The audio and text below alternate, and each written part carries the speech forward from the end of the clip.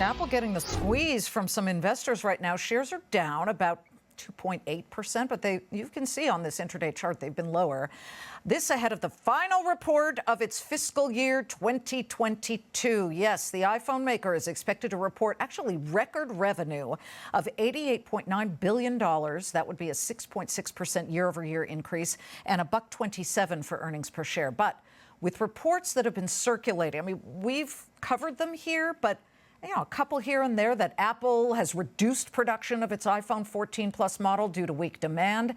Can the tech giant claim the tech earnings throne? And by the way, will we get some clarification on that?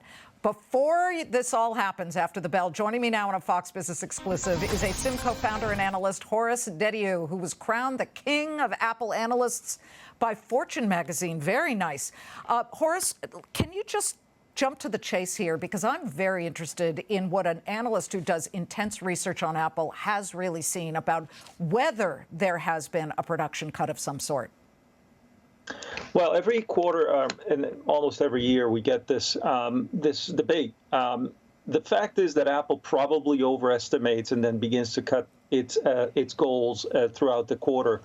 The thing about this particular year's product is that we've got four, effectively four models, and there's probably too many, given the options of buying even the older iPhone 13 and previous generations as well. What Apple's been doing is effectively broadening the mix, and also let's not forget there's a lot of used phones in the mix as well that people can have access to. So when we're seeing tweaks in individual productions, it's probably because they haven't got the formula right.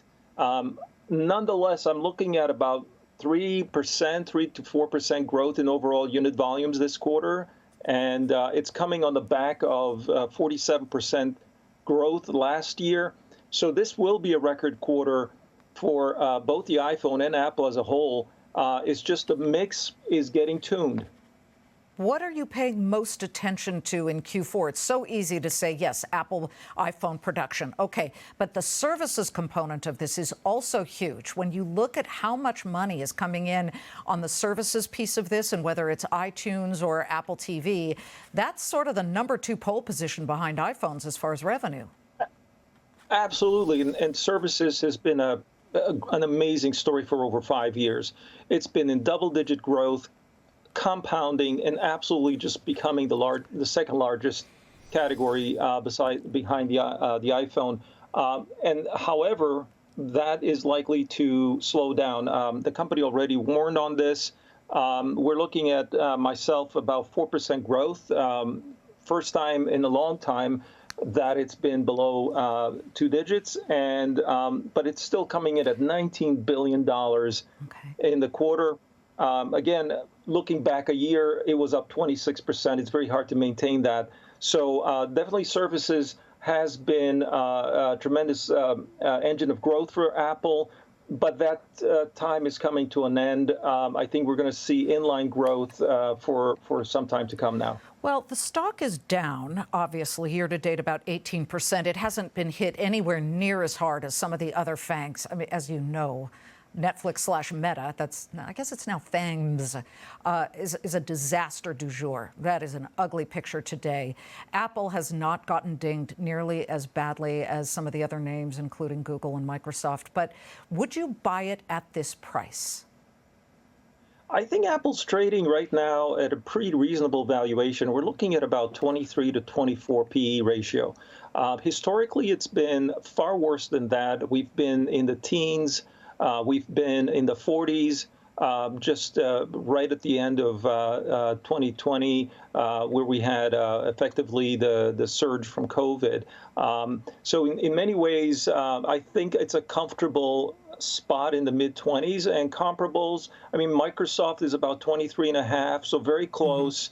I think both names are seen now as more recurring revenue model that is sustainable. And while Google and Meta advertising plays are just getting crushed, Meta down to 7 PE, Google down to 16. It used to be 35 for years and years. Yeah. So in many cases, when Apple was down, Google was up. So now we're seeing a reversal. What I'm most excited about, though, is wearables and where they're going with whatever they'll be coming up for in terms of the wearable on the face.